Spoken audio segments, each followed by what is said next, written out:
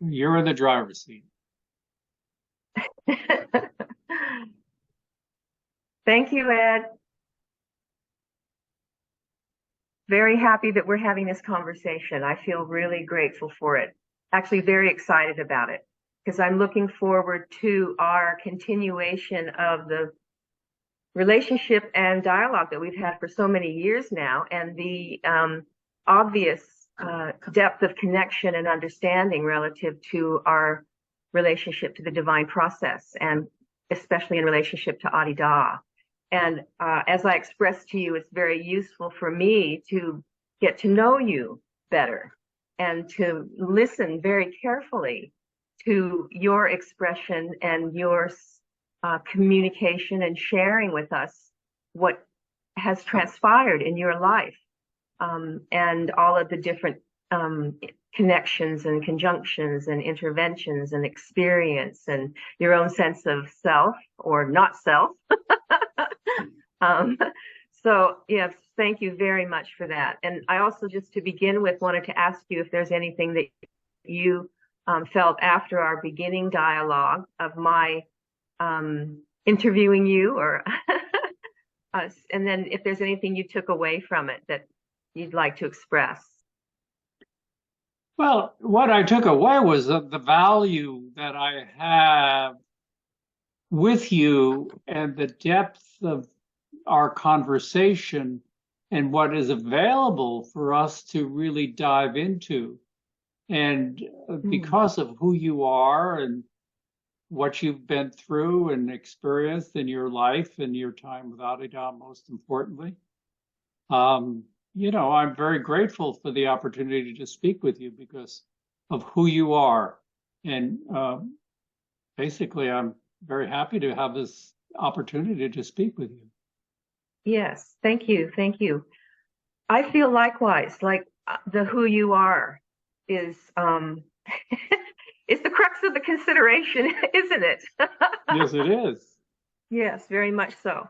Um, both of us have had unique experiences, different and unique, but the sameness or the depth at which we connect is what is interesting, most interesting. And this is the dialogue that I want to continue to explore with you, and yet not to negate the history or the story of your life and how you became aware and awakened into and matured and took responsibility for what was moving you.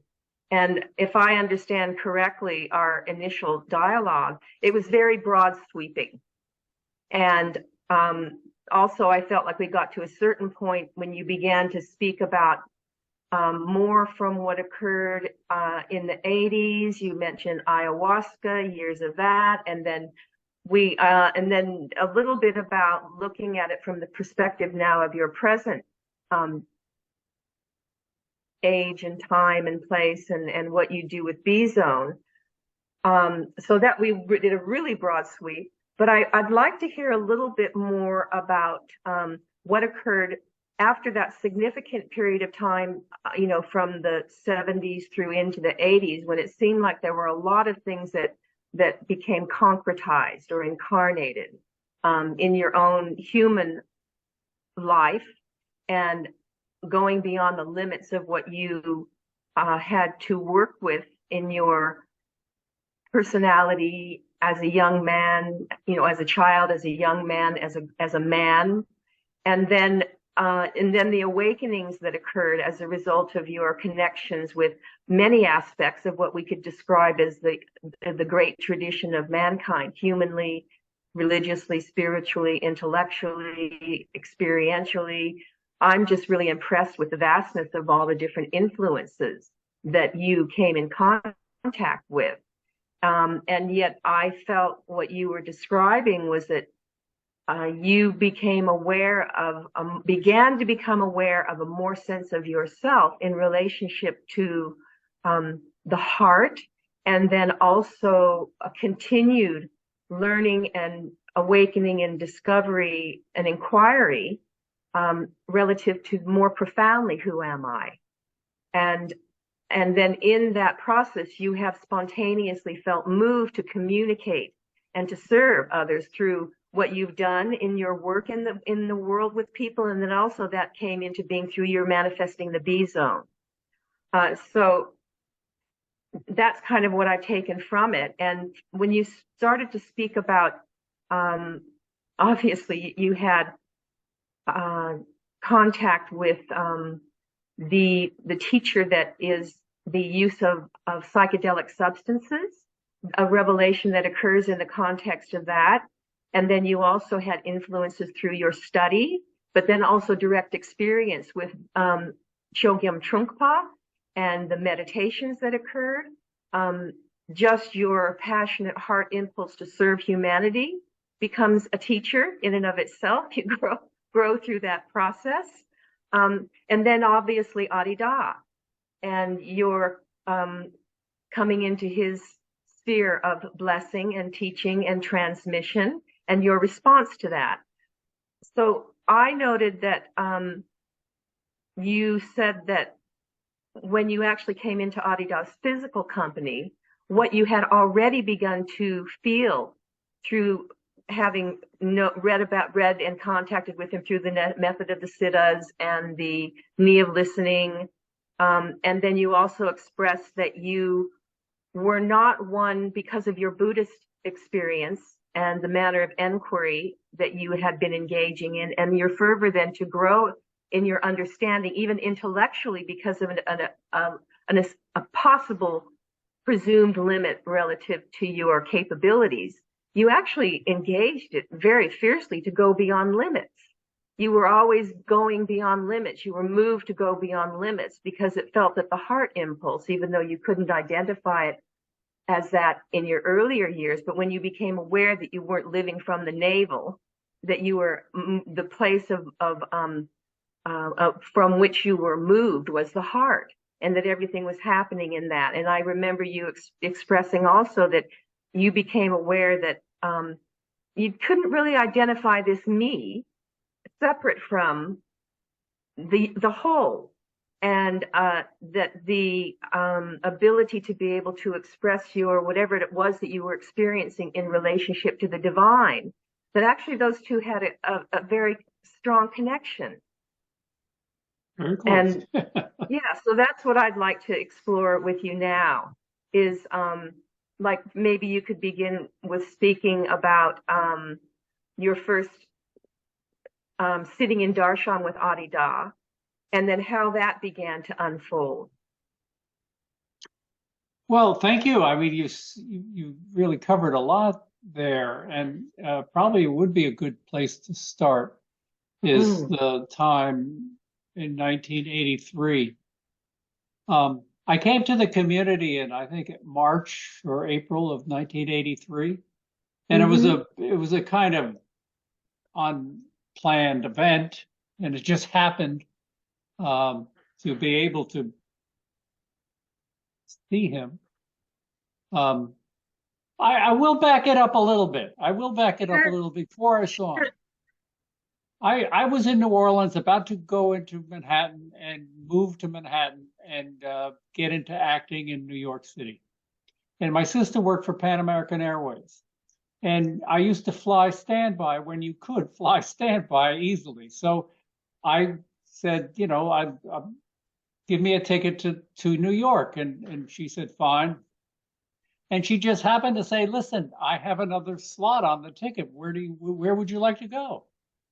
And I thought for a moment. I said, well, put down San Francisco, because I would like to check out the community and see what that was about. Because this is 1983. This is like 10 or 12 years since I've been investing in his literature and his magazines and his Dharma and you know, through the literature, he was just extraordinary, but not enough to draw me to him. And so I flew out to San Francisco, and I just got on a bus out of and went to the bookstore on C Street. And it was a Friday night, and I didn't know what to expect or what to do. And I just walked into the bookstore, and I was walking around, and it was a nice thing. And okay, that was nice. And they happened to have a movie that evening on Gertrude Stein. So I stayed for the movie Mm. and it was nice. And I walked out. And, I was just about to leave. I got a sense of what the bookstore was and the people there, and it was nice. And Rendell Bauer, who was the devotee at the time, was behind the counter. Mm. And he said, hi, how are you? And I said who I was. And it was casual. And as I was leaving, he says, oh, by the way, we're having a No Remedy seminar tomorrow morning. If you'd like to join that, you're welcome to. No, I had no plans or anything like that. And I said, sure, okay. So I got a hotel room and I stayed that night. I walked into the bookstore in the morning and people were gathering around at 8:30. The event was supposed to start at 9 o'clock. So I'm walking around the bookstore and I'm looking at all the books and we were nicely laid out. And I didn't realize what kind of schemata he had there, but it was a 7-stage layout. So I was going over to my kind of study, which was Buddhism. So I walked over to, this has got a little humor to it to me anyway. So I walk over to the Tibetan section and I'm looking at a Tibetan Buddhist book and I'm looking at it and things are happening around me. And all of a sudden, I think I just dropped 250 micrograms of LSD. I am now fully tripping. I'm not just having a minor flashback. I have energy running out of my hands, out the top of my head, down. The heart is open, and I'm just saying, oh my goodness. I have no idea what's going on, but I don't know how I'm going to walk up to that counter and pay $6 I just could. It was like one of those moments, like I can't even know if I can walk. I'm really feeling like I had just dropped LSD. So somehow I managed to get my stuff together and walk to that, and it was a hard walk to do. I walked to the counter and somehow figured out what $6 was and laid it down. And I walked into the back of the meditation room, which was at the bookstore. And Eileen and Jim Steinberg were holding this event. And I just got a seat and I was very comfortable, but I was still having a very difficult time. First, does anybody else feel this? I mean, what is going on here? So I'm having trouble sitting in the seat. Because, I'm used to conducting energy. So I'm driving my left foot into the floor to stay on what I felt the ground. I had to just dig my foot into the ground to ground my body into the floor, onto the floor. And it's out the top of my head. And I'm now having to hide my mudra. And I'm sitting there politely and just really saying, whoa, this is going to be an interesting morning. And James Steinberg introduced himself. He turned around. He was going to do an invocation, a puja, a little invocation. So he turns to the murti and he lights the incense and he starts waving the incense. And as soon as he starts to wave the incense, a wave of just bliss filled my being. And I was thinking it filled the room. And I peek around and people are looking like they're just ho hum, everything's fine. And I'm going like, whoa. But as soon as he waved the incense, there was just this song of bliss and feeling of just love, just being circulating in the room. And that settled me down to some degree. Well, so I was totally focused. I mean, one thing about having that feeling is that you are riveted in your attention. Whatever you put your attention on, it just locks in. Mm. Mm. So from about 9 to 12 that day, I was just Mm. locked into what James was saying. I don't know if I could really be interested in what he said because I was really just working with the energy, conducting the energy, and Mm. it was only thing I remember was something like an LSD trip. And then we had to go to lunch at uh, Dennis Malone and Brian Malone had a restaurant Mm. down the street, Millie's.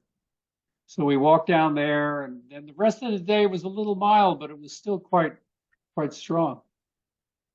And after the seminar, I really didn't know where I was going or what I was going to do, and I began to walk out, and somebody came up to me, and Marcia Hughes, I think Paul Hughes' wife at the time, Mm. introduced herself to me, and she was the only person who really spoke to me that whole day, Mm.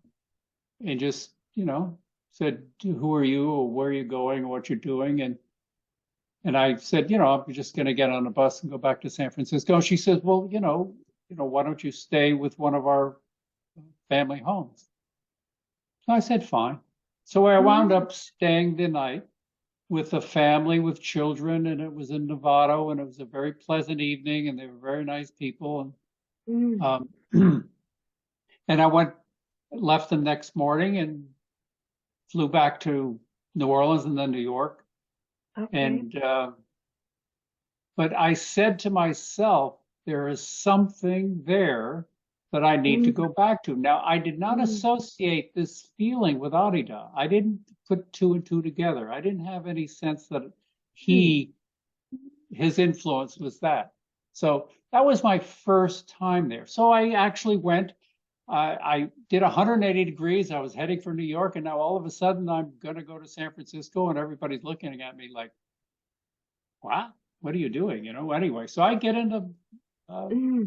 my Volkswagen Bug and I drive across the country and get to San Francisco, and I move into a household with a bunch of Mm. people. And next thing, I'm a teacher, so I figured I'm gonna try to get a job in the community as a teacher, but nobody knows me. And I talked to Dennis Duffy was the principal at the time, and said, "Well, nothing's coming up yet, but stay in touch." And oh, by the way, Rick Flick Rocky is not going to be teaching and doing the cooking in the school program. So would you like to cook? Because I was a cook at one point in time in New Orleans. So I said, "Sure." So all of a sudden, I became the person to provide the meals for the school. So that was my first introduction to the community. And then slowly, I got involved with the community. Now, Arida is living in Fiji at the time. And all of Yeah. a sudden, people are what somebody referred to was popcorn. People were entering the seventh stage of life. And Mm.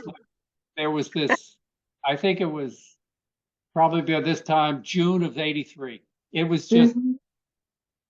everybody was so excited that finally somebody broke through, if you will, Mm. and Mm. got it. And so the Mm. community was a buzz with okay, it's happening. And Mm.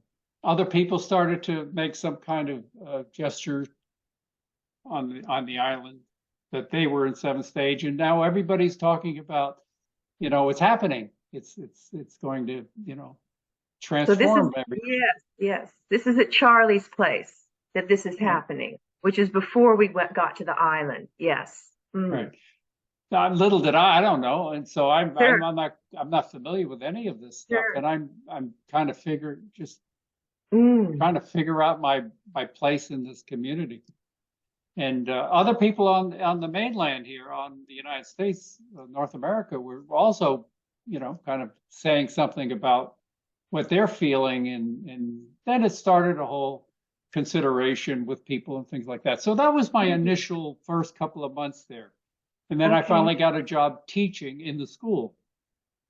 And and then lo and behold, Arida announced that he was coming to America for what turned out to be the Love of the God-Man celebration.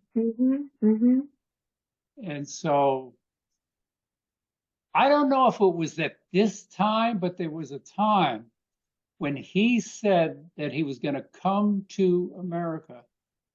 And about the same time he landed, there was a blackout, an electric grid shutdown of Northern California. And I thought it was kind of humorous and a little bit auspicious that you could probably read a lot of things that the circuits were overblown when he arrived. But anyway, so we had the Love of the God-Man celebration, and I was invited. So I finally got to sit and be in his company. And so there are 900 people in this tent by the tennis courts, where it used to be the tennis courts. Yes. This huge tent, and 900 or 1,000 people. There was a lot of people there. And there was singing and chanting, and we're all in the room when he enters into the room. And and the first feeling I got, it was his pervasiveness, his whole energy field was permeating the whole tent. And I could feel that associated with that permutation, that permeating energy, there was an intelligence to that energy. Okay. And it wasn't like it was generating. He wasn't generating. It was just his presence was total intelligence. It had an awakening quality. And everybody was feeling it, but it wasn't coming from one place. It was just a field of awakened energy. Yeah. And it was purpose to wake. It was just self-evident what it was. And I was close enough to him to look and see in his eyes. And I saw immediately that nobody was there, that there was an absence of a quote unquote person. And immediately I saw that he had already died. That's what came to my mind. Okay. And I got a sense of, and the first sentence of the prologue to the Knee of Listening just started to arise. Death is utterly acceptable to consciousness and life. I said, yeah. And then he morphed into, and I don't want to get mystical about this or anything, but it was a profound moment because I saw that what was happening here, and I felt it. And he turned into Ramana Maharshi in that kind of death absence, but radiant absence. And that's a paradox to even say. Yes, yes. So, and then I was looking around to seeing how people were feeling and whatever. And so that was my first experience with his in his physical company. And also I realized that it did not necessarily, and I mean this in a physical way and also a psychic way, that his radiance is all pervading, not only in that room, but the light is always on. Right? And so this is where I start to connect it to other things and other outside of his personal company. Yeah. Ah. Ooh. Yeah. Ah. Well, thank you for that. Right in the brightness domain, right in the room of divine light. And that obviously then must have awakened you to go beyond even what was clear in the context of your awakening in relationship to Buddhism. Mm. Well, no, because simultaneously he came out with Nirvana Sara. Well, I was gonna say, Advaitayana Buddhist, eh? You're an Advaitayana Buddhist. I said, But yeah, yes, yes, because I'm a full student of the Lankavatara Sutra. I have yeah, spent years with the yeah, Lankavatara Sutra, and right. I'm reading it as if it's in plain English. And I'm Yes, very steeped in D.T. Suzuki's studies. I'm very steeped right. in the sutras itself. Mm, And I mm, know, I mean, I got books and books and notes on the right. Lankavatara Sutra, and now I'm reading it in Yeah, plain English. And I yeah. go, wow. Mm, So mm, I mm. did. I said, thank God, as he said, thank God I'm not a Buddhist. Well, yes, and that's what I was alluding to or acknowledging was exactly the as what he has described. There is a premonitory or a continuum in relationship to the divine revelation throughout seeming time and space in relationship to the divine process, and his manifestation was to bridge all of that and bring it into the divine transcendental domain that is not that is coincident with life itself, with light itself, with manifestation itself, with the permeation that you're describing. It's not the Atman or the sunya, that the place in which you are removed, and there is that, and it's one of the first questions I asked Adida, which William Tychonis found incredibly amusing because he was the one giving the presentation. But the first question I asked was, can you tell me the difference between Bhava Samadhi and Sahaja Samadhi? And it's the either are you in the bliss and no thing, no one, no arising, no one, there is no ending, there is no beginning, there is only the the eternal, and yet and that's the transcendental domain, which we were speaking about the last time when we ended our conversation, and there is then the what Adida brings is the recognition of non-difference in coincident with light itself, the nature and condition. So this is extraordinary what you're describing, and here you are then also having said previously that God man, how does this connecting with Adida as a human incarnation, all of what I'm feeling and the extraordinary experience that you describe in the bookstore. And Yeah. look at what gets all of what was teaching you or drawing you or what you were learning came to a point of what feels to me a culmination in a radical understanding of using Adida's language. Mm. Well, I took it as a true initiation Yes. into an understanding. Mm. Mm. It kind of confirmed or put together, if you will, not in Yes. a mental. It did have No. mental Mm. permeations, but pretty much Mm. it really brought into the a confirmation of the Mm. transcendental. Now, remember, as you pointing to, I'm a very practical and phenomenologically oriented, incarnate person.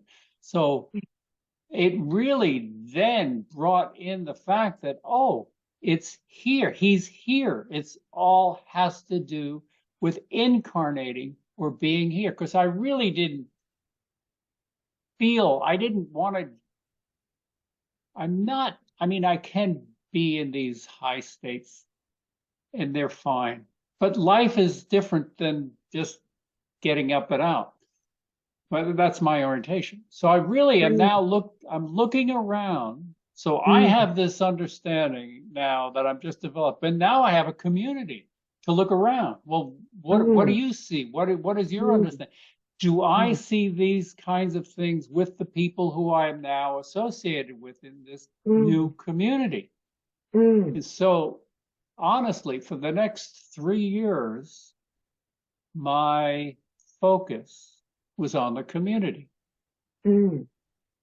How much of what I believe to be or understand to be the case, so to speak, for me, how much is that true of other people? Can I feel that with other people? Are they Mm. in any way connected to that? Can I feel that in them? Can I feel that Mm. in their lives? And so my next couple of years was really kind of feeling out the community. How the Mm. community, did they have any sense of things that was it kind of connected to what I was feeling? Okay. Right. Um, so so that was, for the next couple of years, I was really, I mean, I got to be a teacher in the school, and I was connected to the community and the parents and the people, and I got married to a lovely lady, Mm. but it was more of a dharma uh, marriage, Mm. because you had to be in relationship with Mm. somebody to have that kind of Mm. emotional part of your life uh, Yes. Yes. worked with. So, So, wow. I love hearing this. mm. So you were in New York when you began to do school teaching, or you became a school teacher in California again? Because I Oh do no, remember that you were a school teacher also in New York at some point too with his children when the Garden of Lions was established back no, east. but I wasn't with the Garden of Lions. So before I came into the community, I was a Okay. teacher. I worked Yes. in state mental institutions and residential treatment centers and public Mm. schools. So I was a kind of a seasoned special education teacher, but when I went to the community, I just got into the big wisdom school. I didn't go to Okay. what was Yes. the Garden of Lions. Yeah. Yes. Yeah, Okay. Just getting yeah. trying to get my timeline straight. Oh. I'm feeling all of what you are describing because you could say that even though my story or an apparent other story may have been completely different, what you are describing is so familiar, but I'm not talking about familiar from an ordinary perspective. I'm talking about being established in this satsang, in the domain of the bright and the radical understanding that is synchronous with that. And because you already had quite a significant preparatory process, you could call it, in terms of your own life growth and being moved from the heart, your availability and psychophysically even in terms of uh, the conductivity and your passion about it, and then the immediate understanding that, well, this isn't exactly about me and mine and independent. Your immediate awareness is then with the whole. I'm hearing you say that, like your interest in what are others feeling, what are they experiencing, how does this manifesting. I think honestly, for me, it really was a grounding, which is really kind of funny, a grounding to reality that I was not connected to. It was kind of, yes, I am, but there's no uh, focus to the ground. And so that at periods of time before Adidas community, because of various states of consciousness that spontaneously arose for me in many different circumstances, and sometimes in very public circumstances, where Mm. people would come up to me, and I was very shy about, you know, no, I don't know what you're talking about. I don't, people would pick up on certain kind of thing, and they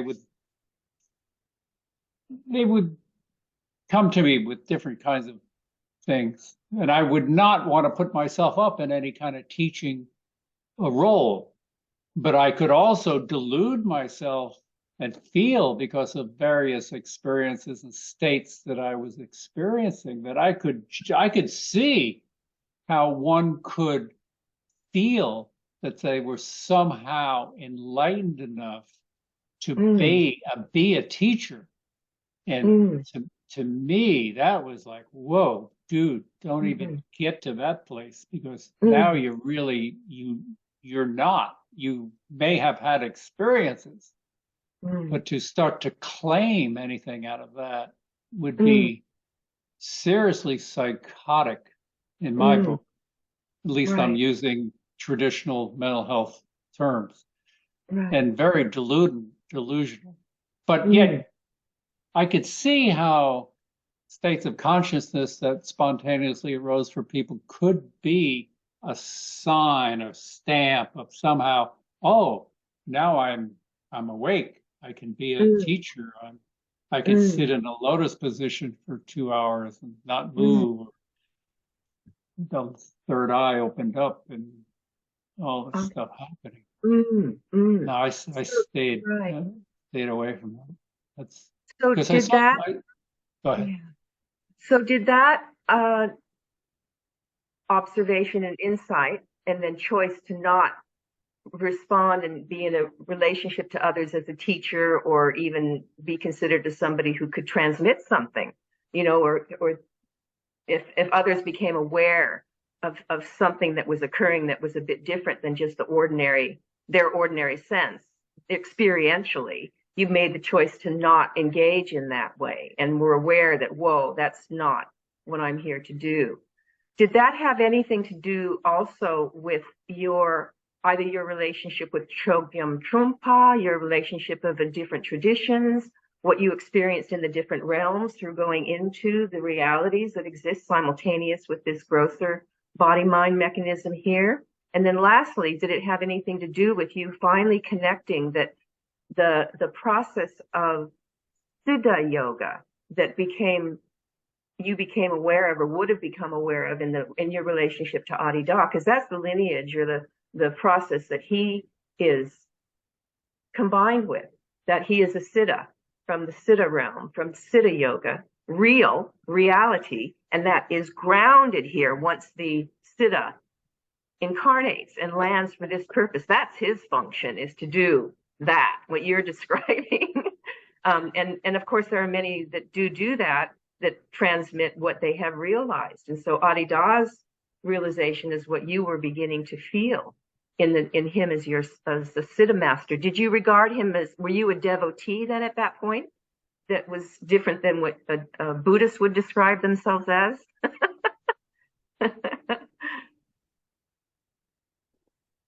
Um,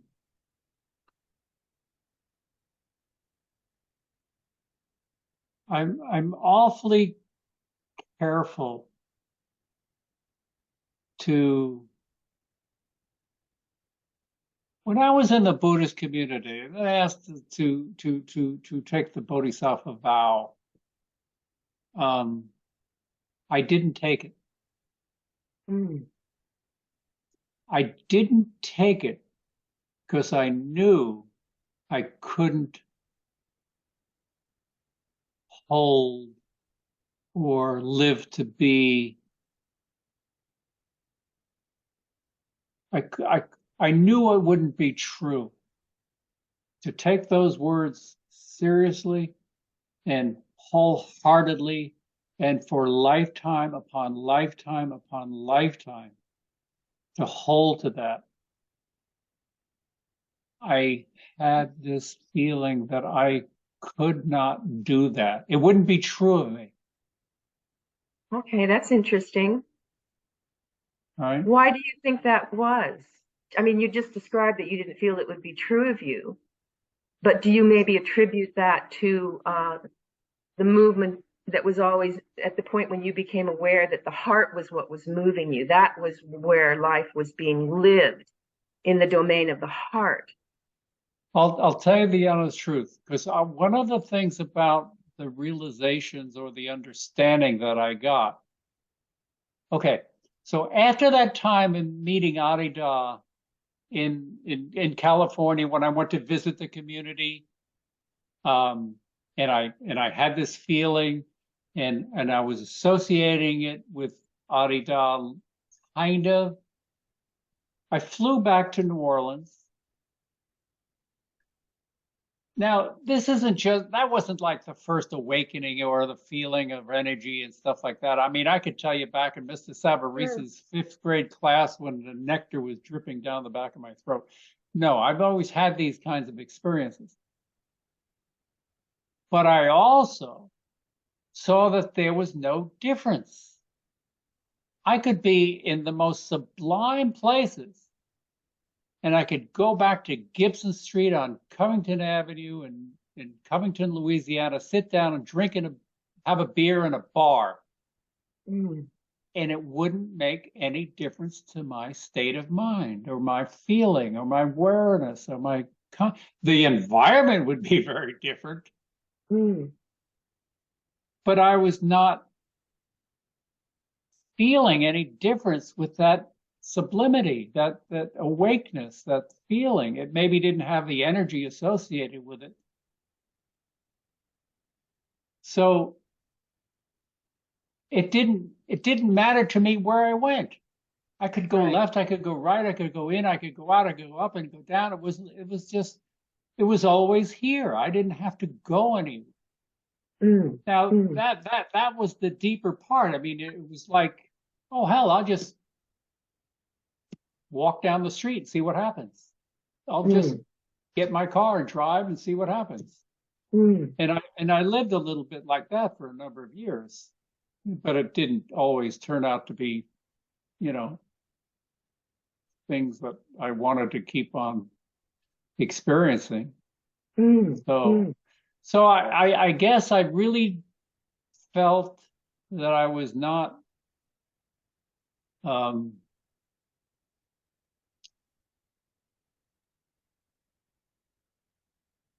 I don't know, trustworthy. I couldn't trust myself. I don't know. You know, it was no difference. Everything was just the same. There was no difference. So it didn't Okay. matter whether I was there or here or there or what. It didn't make any difference. So during this period of time that you're describing, did you regard yourself as a devotee of Adi Da? Did you feel that? I mean, because you've already experienced something significant and connected it with his presence or the permeation, or were you still focused more on the experiential aspects of it, and you were already had experienced part of the community? Um, Well, see, I was never, no, yeah, I mean, on a social level, I could say I was a devotee. I wrote my mother and I said, I'm going to become a devotee of Arida. And I wrote my family and I told them what I was going to do. And for me, that was kind of whatever the social aspects of this thing were. Um, Now remember, I'm checking things out, and I'm not very impressed with what I'm seeing around me.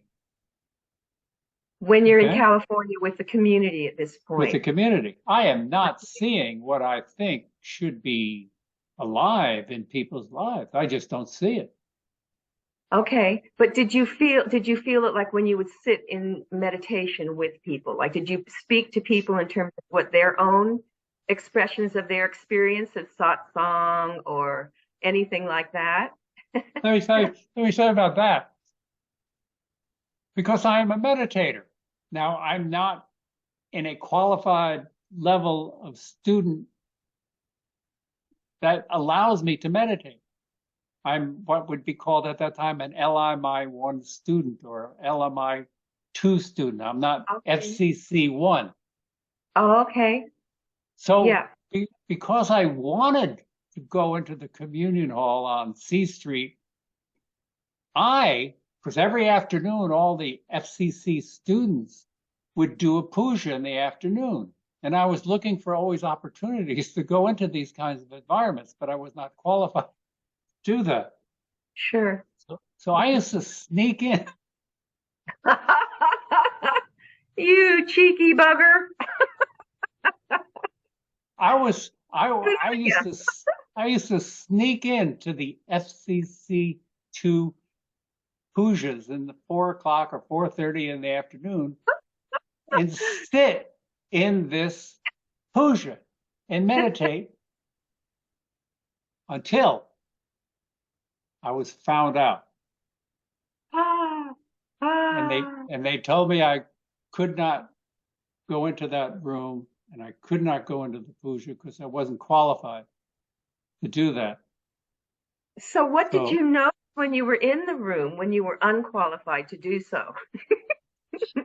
I felt his blessing. I felt the siddhi. I felt the energy. I Mm, felt him, mm, you know. And I'm not really an outwardly devotional person because I guess I'm really more of a kind of meditator. So I'd rather just sit, and my voice is really not really much of a singer anyway, and I would ruin the whole tone of the room if I sang.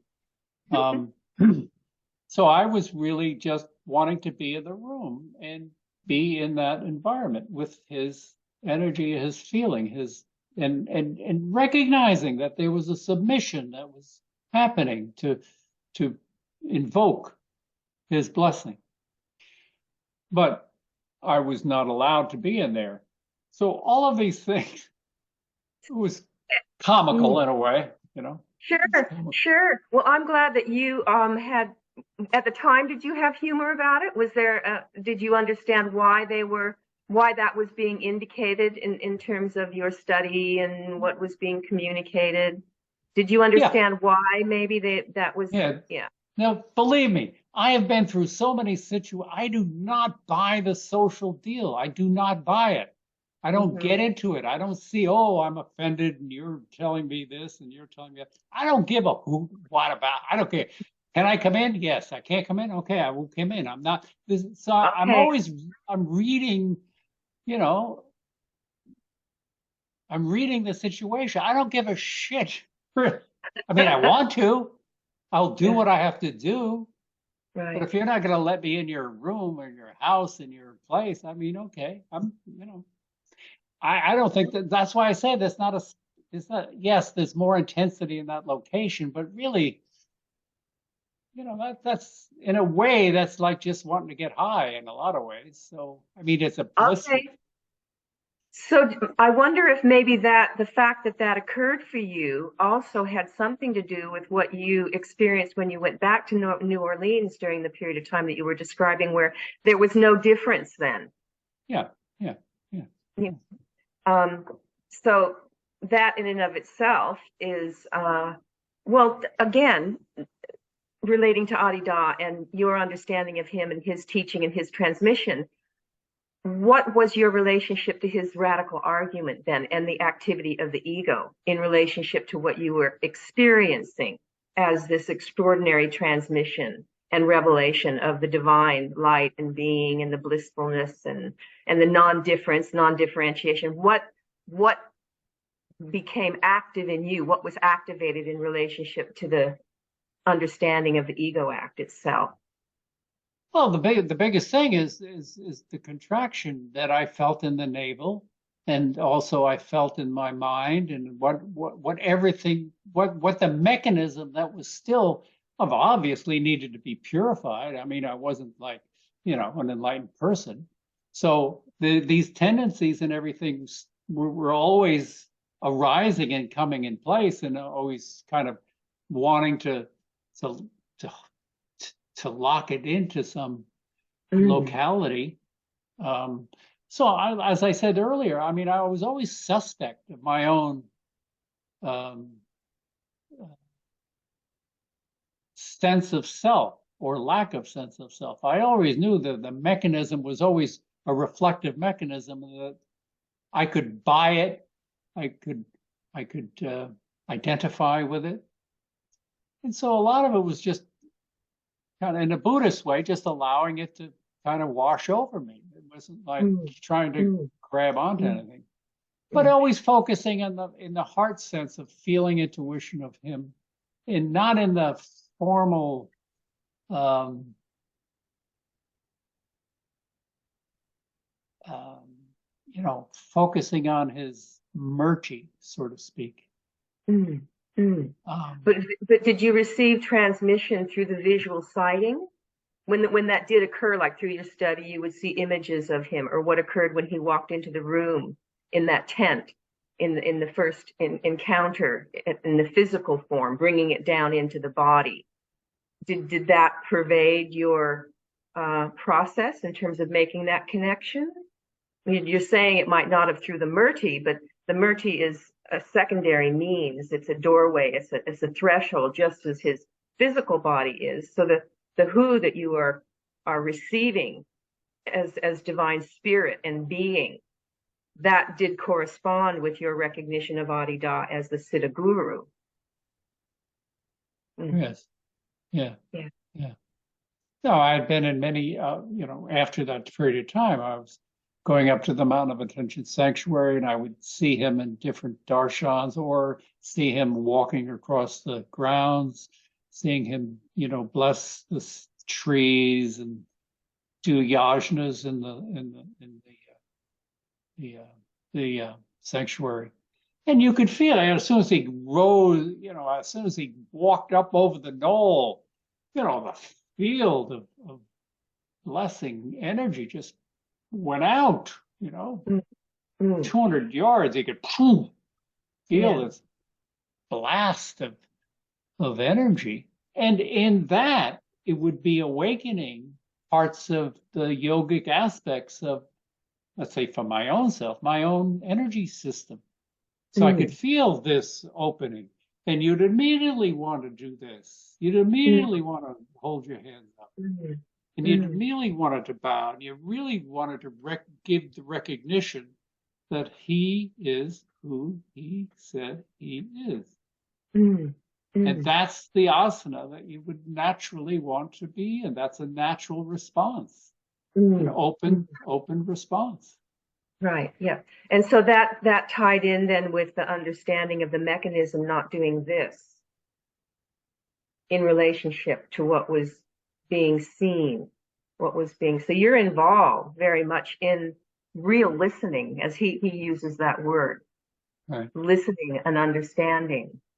Um, and then, of course, there's the developmental process of growth, wherein what you're describing occurs. The mechanism is more available, or free energy and attention to be able to receive what's being given without it just being a social, an I other kind of an association with a murti form or those objective forms. It's an actual real process that's occurring spiritually. Mm. Yes. And, And I was always, spiritually and transcendentally in terms of a greater, I mean, because I didn't come to Adida with the level of understanding and experience that you had relative to the great tradition. This is why, in part, why it's interesting to me. I too similarly had many different kinds of phenomenal experiences of up and out, and awareness of being expanded beyond just the physical body. I had no clue and even a reference traditionally at all, apart from what I said I experienced with Jesus and the spirit. But even then, I was not an avid studier at that right. point in time.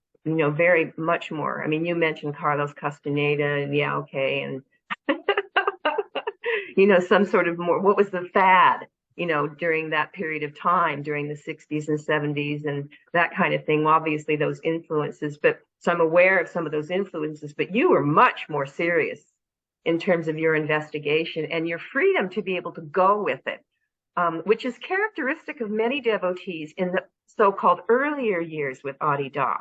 There seemed to be much more liberality even for myself. Like I dropped what I was doing. Many people have that story where obviously there was a movement, that we were being moved, even as Adida describes himself, that the bright always moved his incarnation. So he could not do what he was doing because there was a movement always beyond, and there, until the heart recognized its true satisfaction through the self-authentication that occurs in satsang with the Siddha, who is the transmitter of that. Mm. Right. Mm. And yet how unique it has occurred for each individual. Now, the process can appear to be different, but the process itself is not different because it is precise. So the story, and this is where you can go into making what Adida would describe as fourth to fifth stage errors. And you're alluding to it when you say, I don't want to make this into a mysticism. You know, it's not about the phenomena. You know, it's something beyond that, while still allowing the experiences to occur. And yet you can make the error of attributing truth to the experiences and to the differences in the stories as if that is all divine. The stories themselves, in and of themselves, are not the divine. It's the divine that is moving and revealing itself. Right. And the laws inherent in the actual real yoga of any true tradition, in the real yoga, there are very significant specifics relative to the mechanisms that you are relating to.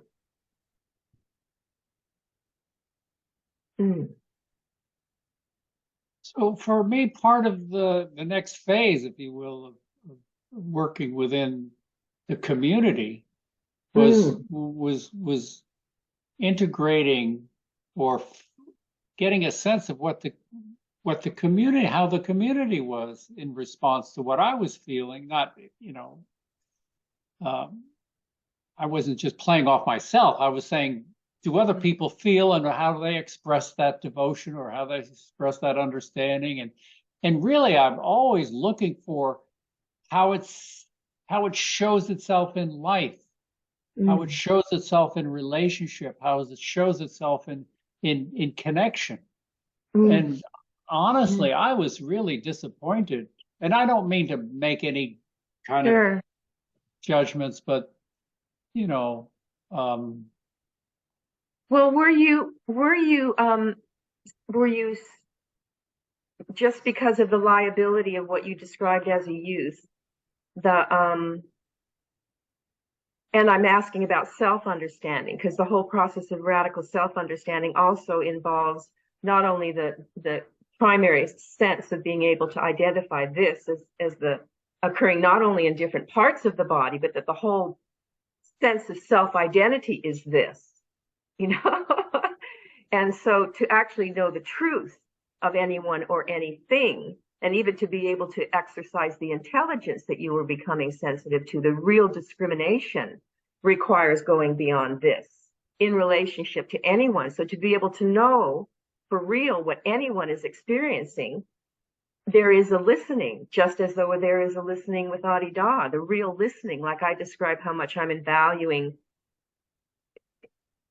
actually listening to the divine process that is being communicated through anyone's apparent story, which is all based on memory.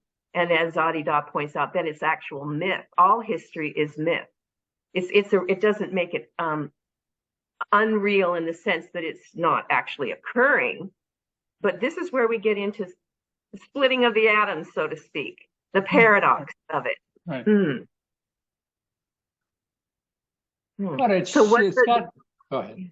I was just going to ask the more succinct question is that, were you sitting back and observing, or did you actually connect with people was there anyone that you connected with that corroborated, or that you felt there was a synchronicity in terms of the recognition response?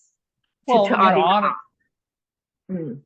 well, yeah, I mean, there were so many people who were devotional and relationship, and they devoted their lives to this, and I did make very, very good friends. And even to this day, I have very, very, very close friends who were formed back in those days.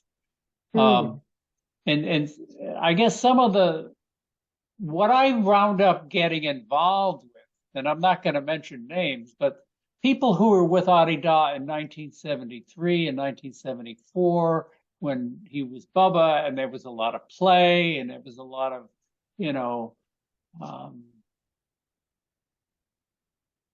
first name basis kind of relationship with him. And of course, in 1977 is when things started to become, quote unquote, religious, in the sense that the formal religious devotional exercises, the way of Divine Communion was in 1975. The letter he wrote to the community. It was all changing and was becoming, more devotional and more, I guess you could say, religious, more formal, more sanctified. As consideration, that's a Well, point to right. It didn't just get, do the three Hail Marys. It was like, okay, what does it feel like to sit in front of a communion hall, and how do you come up with a devotional mantra or a prayer, or how does this develop in our way and through your understanding, and so it was a full samyama. Not that I was involved with it, but these are the priests who were involved with this, creating a devotional community. Yes, because I was there at that time, and I remember what you're speaking about. Because even though I didn't come to Adi Da until 1970s, I didn't come into his physical company until 1976. His influence or intervention, as we've spoken about, was obvious to me earlier on because of my being moved by the divine itself, as always already the case, not cognizing anything about it, and all beings in relationship to not just Adi Da, but genuine realizers will describe these kinds of coincidences and spontaneity, synchronicities, oh my gosh, this is amazing, and this was perfect, and attributing all of this with the spiritual process in different ways. And so at that time, I do remember that shift that you're speaking about, and it also had to do with Adi Da's movement from what was happening early, where he was just widely available in the earliest days, anybody off the street, and as he was himself realizing a lot of people are responding. It was a big movement. There was a big response to him and what he was doing in that early time. And then he also expressed that, well, for him to be able to function most effectively, he needed to work with a group of individuals, and he couldn't just be freely available as Bubba, and that when you study his own story, his own, what we describe as a Leela, because it's a divine process, as what we are discussing and locating. We're locating that thread, the divine thread, and what is anchored in reality in our process of consideration. That is constantly, and there is the radical understanding, and then there is the reception, the freeing of energy and attention for the recognition and the reception of the truth of it, truth itself, as Adi Da communicates it and transmits it. And it does then, as you saw in the morphing, and many devotees have described that morphing of the visual, like this being that seems to sit before me is not Franklin Jones.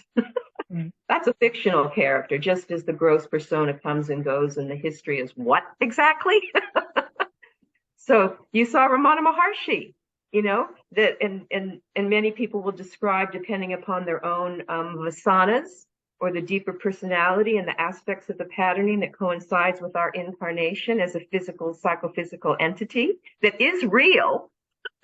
It's not the non-dual sense that like everything is an illusion and we don't exist, and therefore you can do anything you want and it doesn't really matter and everything is divine. That would not be the confession of one who understands this and one who recognizes the coincident recognition of non-differentiation of divine light and divine manifestation.